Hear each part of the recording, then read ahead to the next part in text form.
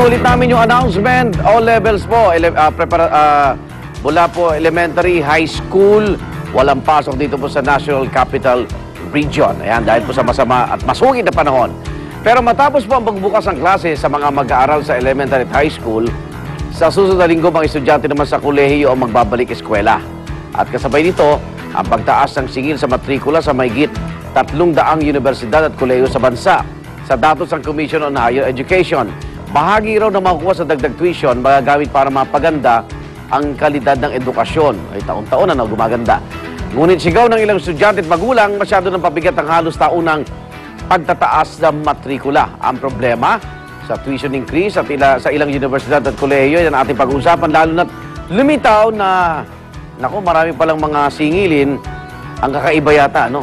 O, darito si Professor Winnie Monson. O, Maring Winnie, sa hearing ng Senado, lumitaw, dental fee, kung ano-ano pa eh. At yung miscellaneous fee ang kino-question nila eh.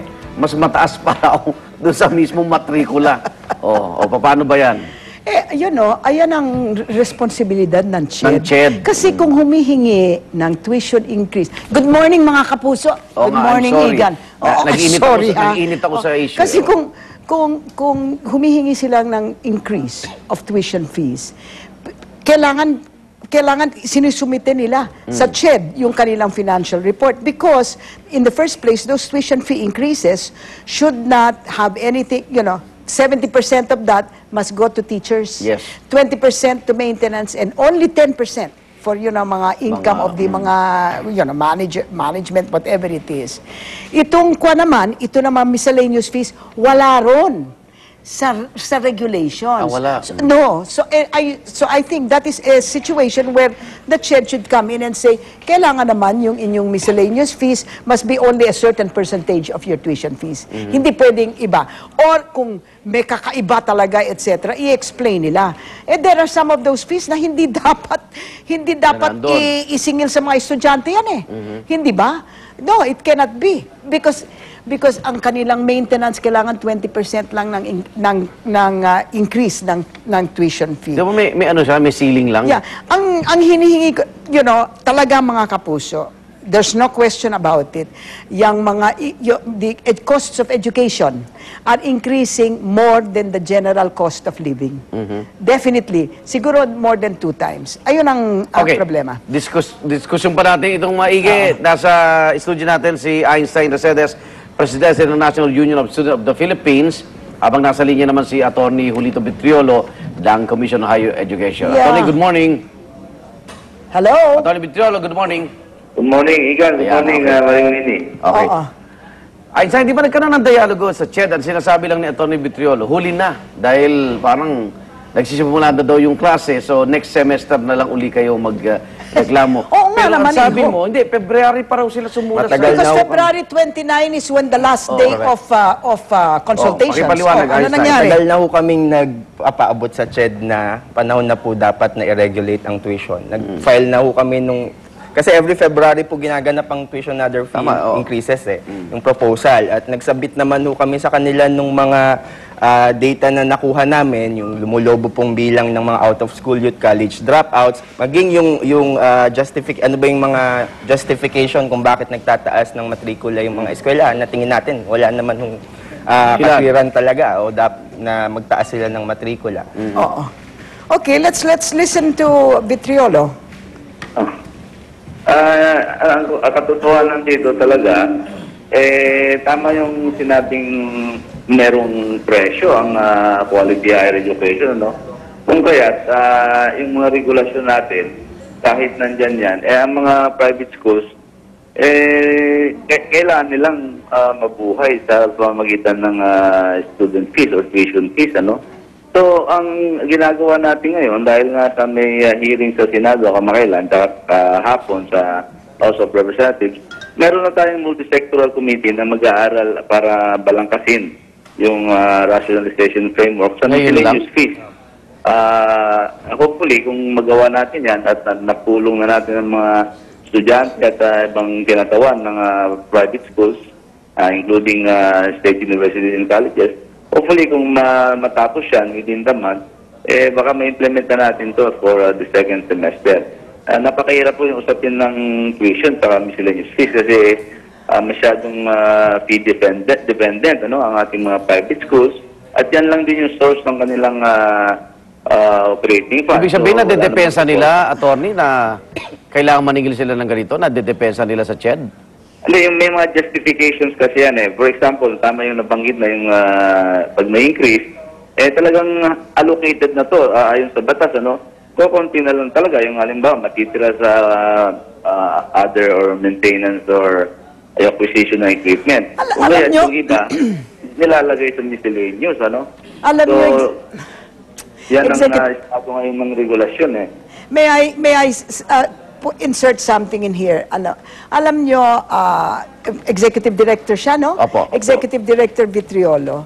Ang problema po dyan is, okay, meron mga estudyante na sakripisyo ng sakripisyo para lang Makapag-aral. makapag-aral. Tapos, hindi naman makakapasa sa board exams, licensure exams, etc. So, ano ang ginagawa nyo to make sure na kung tumataas ang tuition fee, Quality. tumataas naman ang kalidad ng education? Kasi hindi ba, satisfied na ba kayo kung 25% lang ng mga graduates who take the pumapasa. exams ay pumapasa? That is, sa akin that is a shame. That is a scandal. Because, nagbabayad na ang estudyante, hindi pa makakapasa. Paano yan? Yun po, ang ginagawa natin ngayon, meron tayong rationalization strategy yan. Hindi lamang yung pag-phase out o pag-close ng mga programang non-compliant sa ating mga requirements. Pero nandyan na rin po yung pag-rationalize ng mga programs, Kasi maraming mga oversubscribed programs dito, napakaraming estudyante. So lahat po may mga ilang programa. Pero Especially kasi, attorney, ang napansin ko lang, bakit sa Senado pa naungkat ito, taon-taon ganito yung problema. Dapat nakita ng CHED nung araw pa. Oo. Hindi ko kasi perfecto yung system. Kasi sa batas, nasasaad doon na yung tuition lang ang merong talagang malinaw na Oo. regulasyon. Kasi malinaw, meron doon dental fee, wala palang dentista yung universidad eh. Yan po yung ating sinusuri ngayon. Kasi Ngayon lang po? pumayag naman mga paralan na Because it's really talagang tuition. pag-aaralan na to.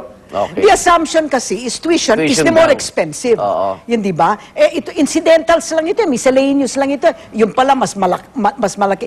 In other words, this is a way for the schools to get around that tuition fee increase. Yes. Ayan ang hindi maganda. Mga panakibutas. Ayun, and ako, sa akin, this is a wake-up call, yung sa presidente, kung mag-appoint ng CHED, hindi pwedeng yung head of a private university, kagaya ni Angeles Nung dati, Yes, of oo. course. Because, syempre, hindi siya Interest pwedeng niya. Okay. Teka muna. Einstein, teka lang, hingan kitang reaksyon. Pero, attorney, suspension ng klase sa college, habol lang namin ngayong araw. Sa mga panahon ito, discretion na yan ng mga head.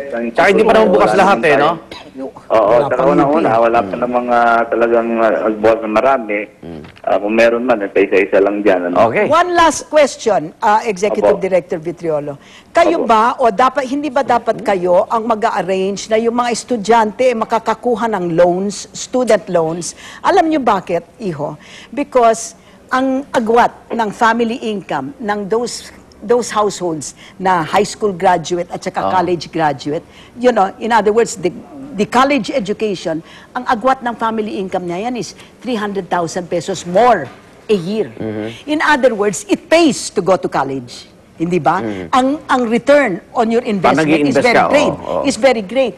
Pero ang problema, these students don't know where to get student Yung- loans to go to college. Saan ba? I mean, hindi ba pwedeng, at the same time that you are allowing this tuition to go up, you have to search for ways to get these students to borrow? Kasi Ayun, mababayaran nila yon. Kung po sa usapin ng student loan, siguro may mga ilang private groups yan, na even mga banks na gumagawa niyan. Oo. Pero yung atin po sa scholarship program ng CHED, kasama na yung grant in aid at study now, pay later, maliit din po dahil nasa level lang yan ng mga 500 million a year at wala pang almost 60,000 lang na beneficiaries, ang Okay. kayang i-cater nito. So yung usapin po ng student loan, kailangan pong may pag-aaral pong Ayan ang ginagawa solusyon at dyan. ang Kongreso dito para may consolidate lahat ng Magaan-gaan. scholarship programs. Okay, attorney, maraming salamat po. Yeah. Maraming salamat, Ito. Igan. Tony Julito Brigiolo. Okay, Einstein, sige. Wala tayong oras, pero anong reaction mo? Nagtataka ho kami sa CHED kung bakit taon-taon naman po nagsasubmit ng mga eskwelahan sa kanila ng lahat po ng sinisingil ng mga schools, yung miscellaneous fees. Bakit hindi nila alam na may sinisingil na spiritual fee, donation fee, pre-registration Ano yung fee? donation fee? Napaka-weirdo nga po, naniningil ng donation ng mga eskwelahan sa mga foreign students po. They are required to pay a donation to the school. For the foreigners. Opo, for the foreigners. No?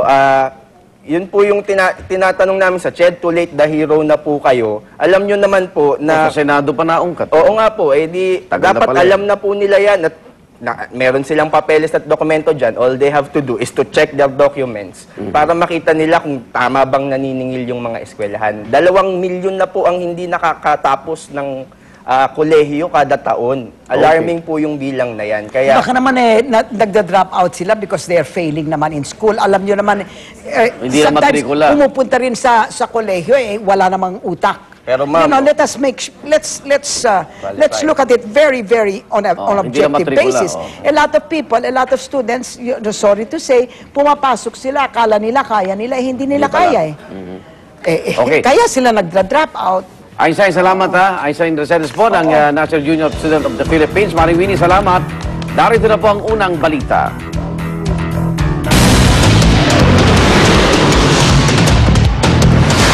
Ang mga unang balita sa umagang ito.